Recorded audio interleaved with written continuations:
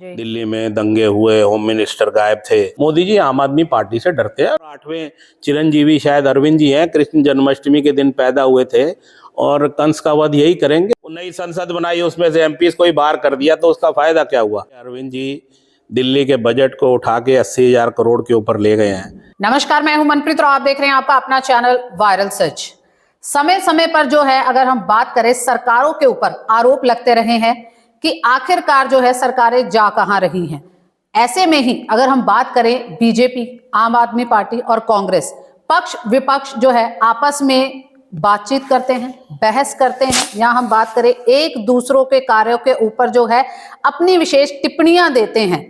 तो इसी के ऊपर जो अभी अगर हम बात करें, निरंतर जो मुद्दे चले आ रहे हैं, जिनके ऊपर बार बार जो है सरकार को या बीजेपी की अगर हम बात करें उसके ऊपर कटाक्ष किया जाता है, इन्हीं चीजों के ऊपर चर्चा करने के लिए आज हमारे साथ मौजूद हैं अनुराग शर्मा जी, जो कि आम आदमी पार्टी के कोषाध्यक्ष हैं।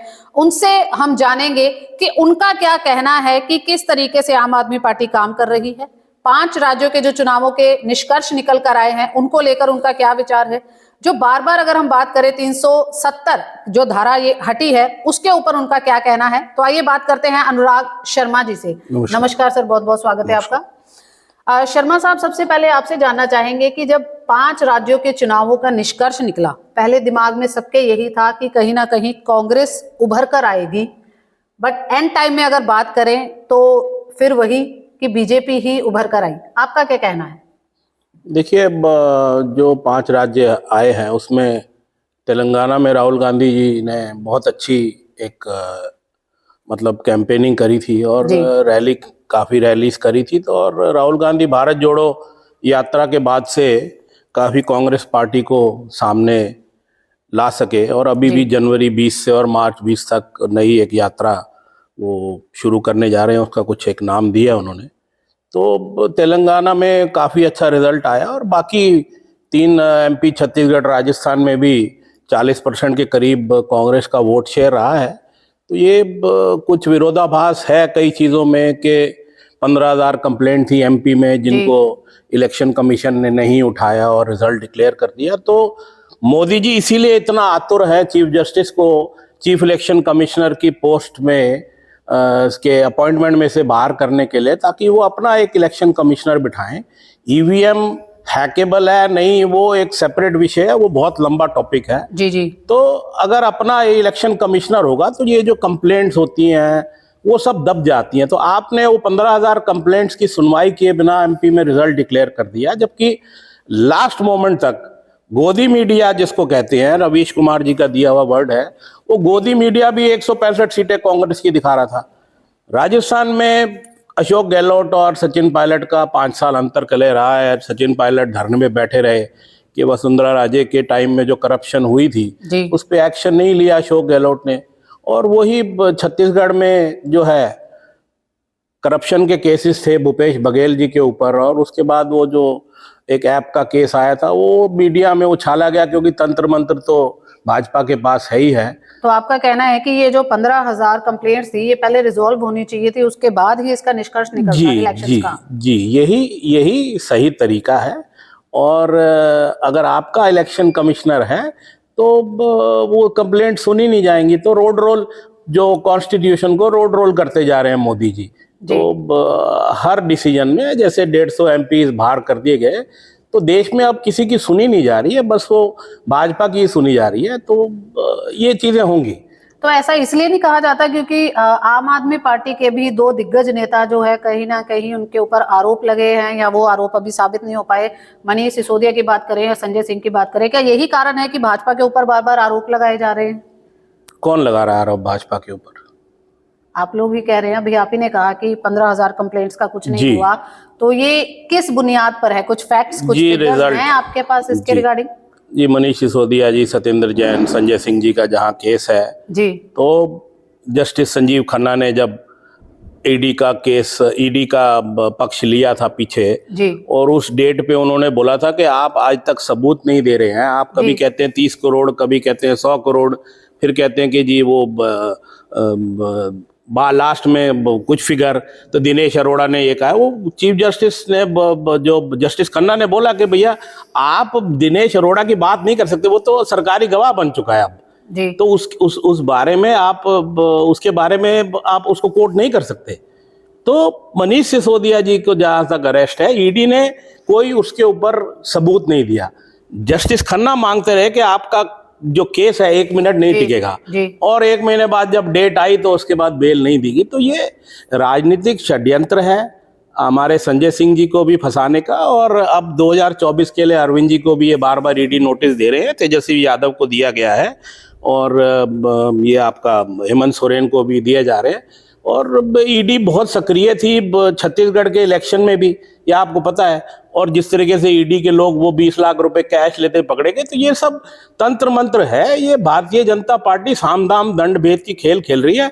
कोई स्कैम नहीं है। अगर 100 करोड़ का स्कैम है, आप 8 महीने तक कुछ प्रूव नहीं कर पाए, आप कोई सबूत नहीं दे पाए। भाई खन्ना जी, जस्टिस खन्ना जी कह रहे हैं कि भैया आप ये बता दो पैसा दिया, बोले जी दिया, बोले कैसे दिया, कैश दिया, चेक दिया, इंटरनेट ट्रांसफर दिया, स्विट्जरलैंड में दिया, हवाला, आप कोई प्रूफ नहीं दे पा रहे हैं।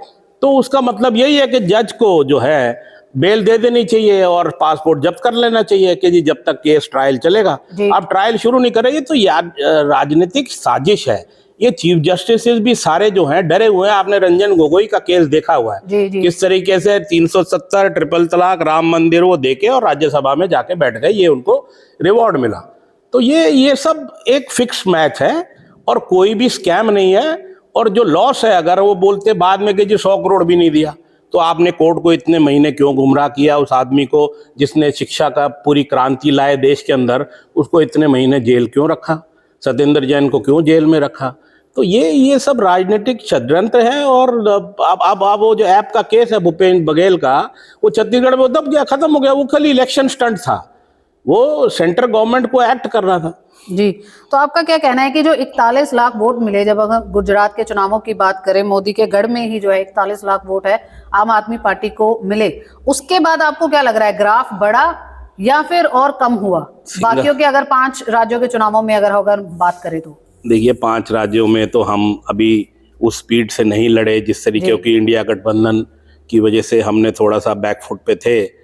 बाकी गुजरात में हम फ्रंट फुट पे लड़े थे, 41 लाख वोट। इस अलायंस का कुछ नुकसान भी हो रहा है क्या आम आदमी पार्टी को? नहीं, कोई नुकसान नहीं है, क्योंकि अभी जो सारा जो तंत्र मंत्र है इंडिया गठबंधन का, वो जो मोदी को हटाने का है, क्योंकि वो देश के सारे संवैधानिक संस्थाओं का उन्होंने सत्यानाश कर दिया है और देश कर्ज में डूबता जा रहा है। आपको समझ आ गई है कि 205 लाख करोड़ का कर्जा, मतलब 67 सालों में देश ने 55 लाख करोड़ कर्जा लिया और इन्होंने उसको 255 लाख करोड़ कर दिया। तो देश डूब रहा है, फॉरेन एक्सचेंज रिजर्व आग पाग गिर रहा है। तो मेरे ख्याल 2 साल में अगर 24 में मोदी जी आते हैं तो हमारी श्रीलंका जैसी हालत हो जाएगी। तो वो देश देखेगा बाद में। आप मेरी ये भविष्यवाणी नोट कर लीजिए। तो ये समस्याएं हैं। अभी सिर्फ इंडिया गठबंधन को इकट्ठे बहुत पहले बन जाना चाहिए था, क्योंकि वो किस तरीके से आप सीट शेयरिंग तो है, सीट शेयरिंग कैसे करेंगे? क्योंकि पंजाब में और दिल्ली में हम बहुत बड़ी एक ताकत बन के उभरेंगे। आम आदमी पार्टी अब रुकने वाली नहीं है। यहाँ से आप देखेंगे कि 10 साल के अंदर पूरे प्रदेशों में मेरे ख्याल से आधे देश के अंदर आम आदमी पार्टी होगी। थोड़ा सा ग्राफ अभी स्लो हो गया है, क्योंकि हमारे साथ बहुत ज़्यादा ज्यादतियाँ हो रही है, स्पेशली दिल्ली में। और हमें इन हमारे नेताओं को अरेस्ट करके दिखाया जा रहा है कि ये जो एंटी करप्शन प्लैंक लेके आए थे, ये सबसे ज्यादा करप्ट यही हैं। अगर वो 100 करोड़ की स्कैम की बात कर रहे हैं या कैश की बात करें कि जो लिकर स्कैम की, तो मोदी जी ने जो 2000 का नोट निकाला था उसके लिए 2-4 हजार करोड़ तो यूं ही खर्च दिए उन्होंने, और 6 साल में वापस लेना पड़ गया।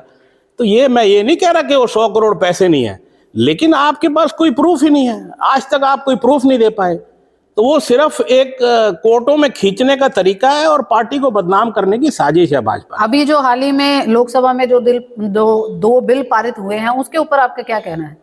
देखिए, वो बहुत डेंजरस हैं और ये जो है ऑपोजिशन की आवाज़ पूरी बंद कर देंगे अगर 24 में मोदी जी आ जाएंगे तो ये बहुत डेंजरस है। यही होती है कि आएंगे तो मोदी जी। तो आएंगे मोदी जी, क्योंकि तंत्र मंत्र उनके पास है। 8,000 9,000 करोड़ हर साल इलेक्टोरल बॉन्ड का उनके पास आता है, तो 10 साल का 90,000 1 लाख करोड़ ये हो गया। और बाकी उसके बाद सारी जो आपकी स्कीम्स हैं उनके पैसे का, उज्ज्वला के सब्सिडी खत्म और उसकी खत्म, सब करके और पूरा पैसा इकट्ठा करके वो लोगों को बांटते हैं। वो लाडली बहना आखिरी में उन्होंने अनाउंस कर दी, और उसका कितना प्रभाव हुआ नहीं हुआ अभी भी ये जो है आप देखेंगे कि 10 करोड़ किसान हैं जो 6,000 रुपये साल की सम्मान निधि ले रहे हैं, इसको मोदी जी 12,000 कर देंगे इलेक्शन से पहले। और वो 10 करोड़ किसान जो हैं उसके अगर आप 2 आदमी भी घर पे लाओ, जबकि 3 है, आप 2-3 आदमी उससे परिवार से जुड़े लगाओ तो 30 करोड़ तो वोट वो मोदी जी के पास आ जाएंगे। और 10 करोड़ RSS के कार्यकर्ता हैं। तो मुझे नहीं पता कि किस तरीके से ये इंडिया गठबंधन इलेक्शन जीत पाएगा, बहुत ज़्यादा ताकत लगानी पड़ेगी। तो देखते हैं क्या होता है, क्या अब स्ट्रैटेजी है। मैं भी समझ रहा हूँ, आप भी समझ रहे हैं, देश भी समझ रहा है। कांग्रेस 40% वोट शेयर बना के रखा है, 4 करोड़ 90 लाख वोट 5 स्टेट्स के अंदर लाया है। बीजेपी 481। तो ऐसा नहीं है कि कांग्रेस खत्म हो गई है। तो इंडिया गठबंधन किस तरीके से अपनी स्ट्रैटेजी बनाता है, जल्दी से जल्दी अपना एक सिंबल डिक्लेयर करें और जनता के बीच में जाएं और समझाएं। विपक्ष जो है बार बार 2 नाम के ऊपर जोर देता है, अंबानी और अडानी। आपका क्या कहना है इस पर? देखिए, जिस तरीके से देश का सब कुछ उठा के अदानी जी को दे दिया गया, और हिंडनबर्ग की रिपोर्ट बिल्कुल दिखाती है कि किस तरीके से मैनिपुलेशन हुआ कि 40-50 शेल कंपनीज के थ्रू अदानी के कंपनी में पैसा इन्वेस्ट हुआ स्टॉक को उठाने के लिए। तो ये बहुत बड़ी एक साजिश है ना। मोदी जी उस पर एक जॉइंट पार्लियामेंट्री कमेटी बनाना चाहते हैं पार्लियामेंट में, और जो भी अदानी के खिलाफ आवाज़ उठाता है, अभी महुआ मोइत्रा को भी निलंबित कर दिया। संजय सिंह जी भी अदानी जी के खिलाफ बहुत मुखर होकर बोलते थे पार्लियामेंट के अंदर। तो अदानी के अंदर पैसा तो भाजपा का ही लगा हुआ है, सारा मोदी जी का ही पैसा लगा हुआ है। तो अगर वो बन जाएगी अगर एक कमेटी, तो SIT बना दो आप, JPC मत बनाओ, तो उसमें भी बाहर आ जाएगा। उसकी कुछ तो रिकमेंडेशन आएंगी। आप देखिए मुंबई हैदराबाद के एयरपोर्ट, उसको जो GMR थी, कौन सी थी, एक GMR के पास था, तो उनको ED भेज के उनको डरा के और वो उनसे वो एयरपोर्ट छीन के और अदानी जी को दे दिया गया। जो प्रॉफिटेबल भी हैं जी, वो भी अदानी को दे दिए जा रहे हैं। तो देश मेरे ख्याल से खत्म हो रहा है, और ये जनता को डिसाइड करना है कि ये जो अंधभक्त हैं इनको डिसाइड करना है। अब अगर हम हरियाणा की बात करें, क्योंकि हम गुरुग्राम में बैठे हैं, तो हरियाणा की बात करें तो आम आदमी पार्टी का अभी कुछ ग्राफ बढ़ रहा है। लोगों को जागरूक करने का, या फिर किस तरीके से जो है आम आदमी पार्टी अभी वर्क कर रही है हरियाणा में अगर बात करें, क्योंकि चुनाव जो है बहुत जल्द आने वाले हैं। देखिए, जातिगत समीकरण हरियाणा का अलग है, पंजाब का अलग है। हम जब देखते थे कि दिल्ली और पंजाब में हम जीत गए तो हरियाणा में भी, लेकिन पिछले इलेक्शन में हम खाता नहीं खोल पाए। तो अभी जनता त्रस्त है, और 22 जनवरी जो प्राण प्रतिष्ठा होगी उसके बाद देखा जाएगा कि देश में क्या माहौल बनता है। लेकिन जो हरियाणा का जो समाज है वो कास्ट लाइन्स पे ज़्यादा वोट करता है। तो अभी हमने एक बदलाव यात्रा निकाली और पीछे भी यात्राएं निकालते रहे हैं, और हमारे कुछ कार्यकर्ता जनता के अंदर जा के मतलब संवाद भी कर रहे हैं। तो आम आदमी पार्टी रुकने वाली फोर्स नहीं है, ये रुकेगी नहीं। आप कोशिश कर लो रोकने की। हरियाणा की प्रेडिक्शन अभी जो है वो, हरियाणा के इलेक्शन तो अभी मेरे ख्याल असेंबली के आगे सितंबर अक्टूबर में होंगे 24 में। तो पार्टी निरंतर कोशिश कर रही है, और जिस तरीके से गुजरात में 41 लाख वोट आए हैं, यहाँ पे भी जनता हमारे साथ है, और बहुत बड़ा मैंडेट हरियाणा में पार्टी लाएगी, और निश्चित ही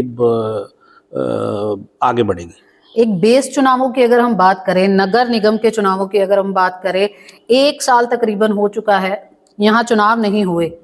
क्या कहना है कि ये चुनाव हो नहीं पा रहे, या कहीं ना कहीं थोड़ा सा लग रहा है भाजपा को कि शायद हमारी सीटें ना आए?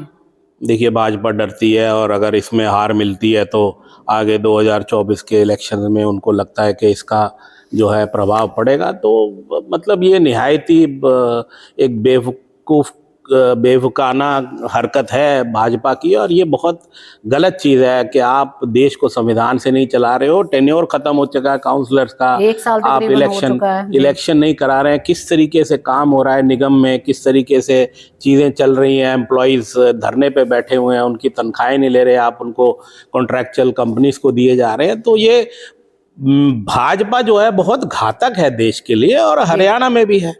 अनुराग जी, आप कह रहे हैं कि जो हालत है श्रीलंका के जैसे हो सकती है, पर अगर हम बात करें इंडिया की, तो यहाँ पर जो है आए दिन खबरें ये आ रही हैं, या अगर हम कहें कि भाजपा के द्वारा ये बोला जा रहा है कि हम तीसरे स्थान पर आ रहे हैं इकोनॉमी में।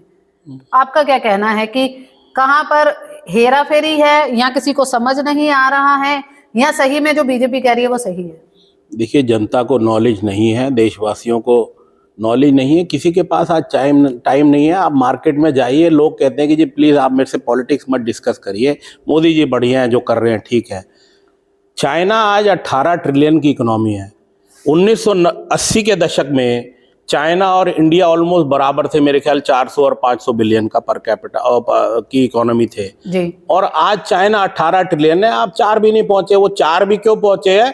क्योंकि जो रुपया है आपका 60 रुपए से 85 रुपए पे चला गया है, तो वो नॉमिनल टर्म्स में आपकी जीडीपी बढ़ गई है, लेकिन आपका डेट टू जीडीपी रेशियो बढ़ता जा रहा है। अभी हमें IMF ने वार्निंग दी आपको।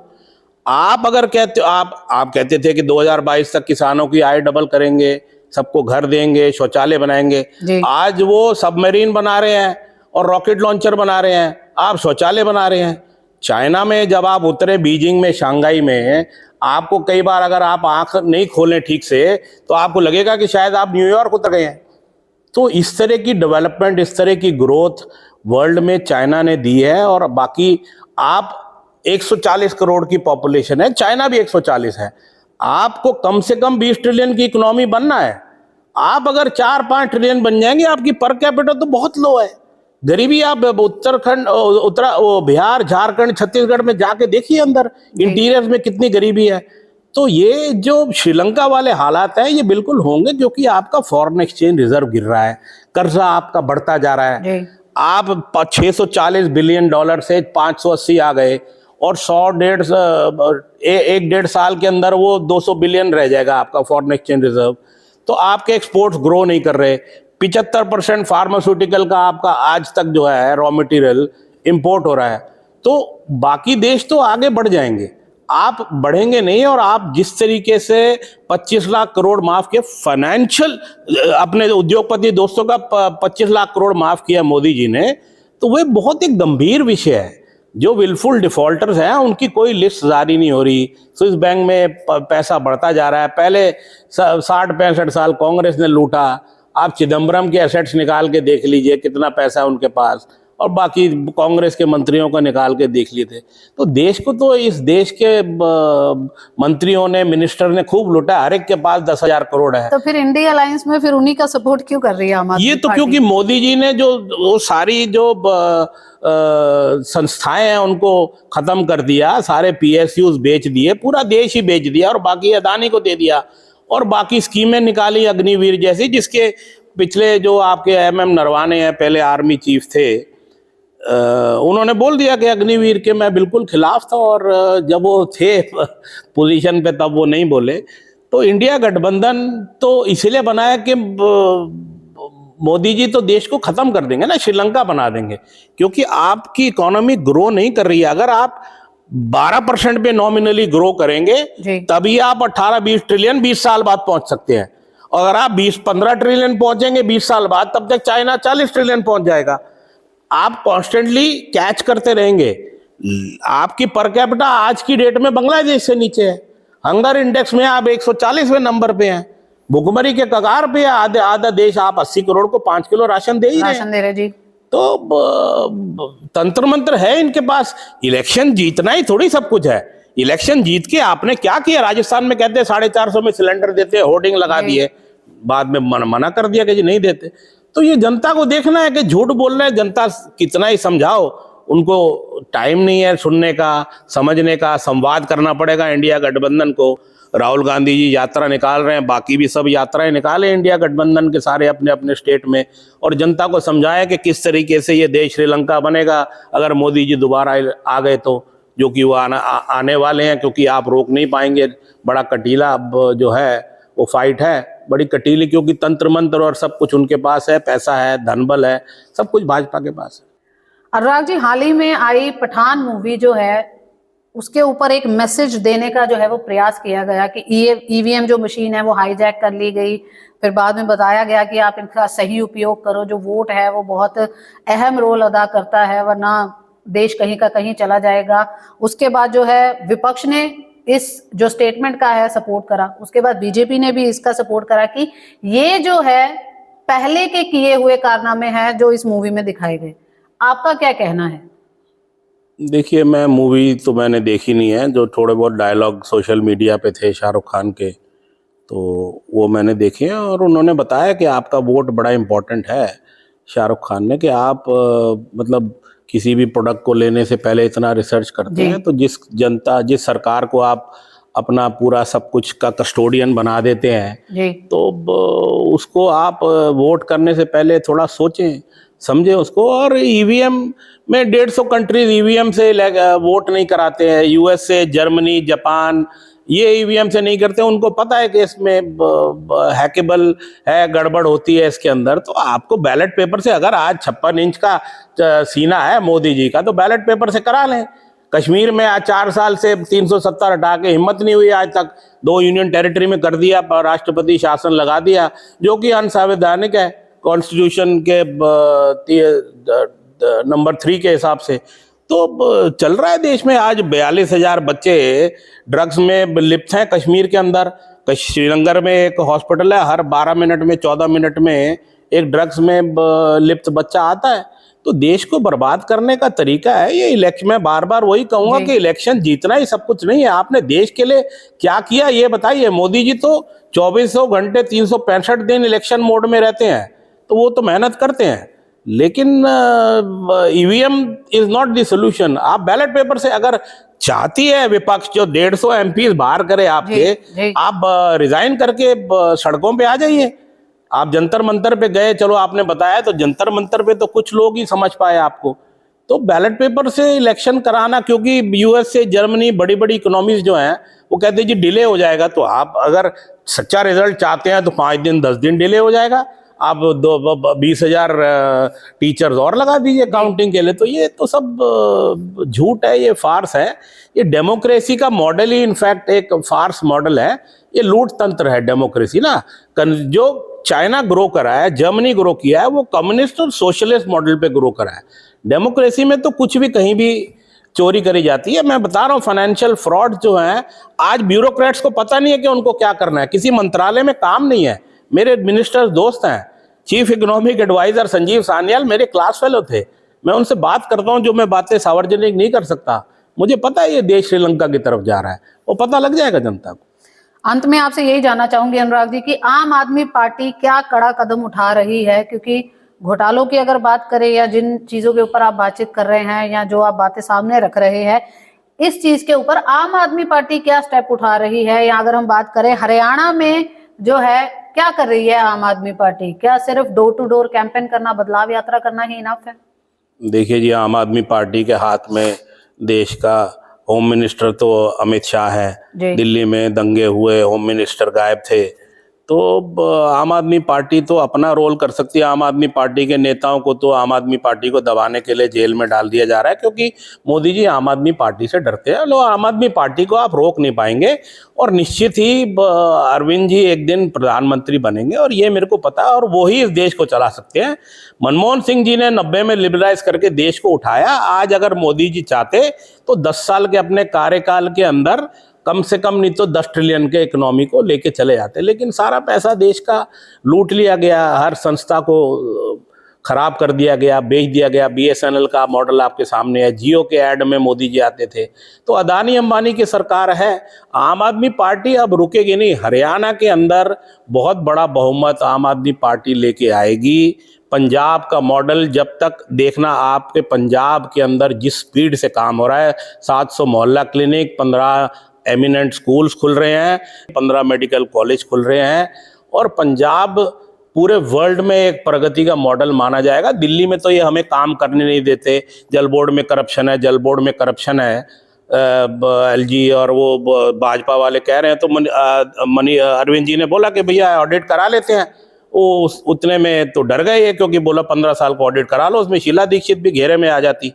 तो वो उन्होंने ऑडिट कराया नहीं, और जल बोर्ड के फंड ही रोक दिए। बहरहाल, तो जो करप्शन है वो ही मेन प्रॉब्लम है इस देश के अंदर। आम आदमी पार्टी करप्शन पे प्रहार करती है, और जिस तरीके से 18 लाख बच्चों का भविष्य सुधारा है और 2 लाख 4 लाख बच्चे प्राइवेट स्कूल से छोड़ के और गवर्नमेंट स्कूल्स के अंदर आए हैं, ये बहुत बड़ी उपलब्धि है। आप बिहार में यूपी में जाके स्कूलों की हालत देखिए।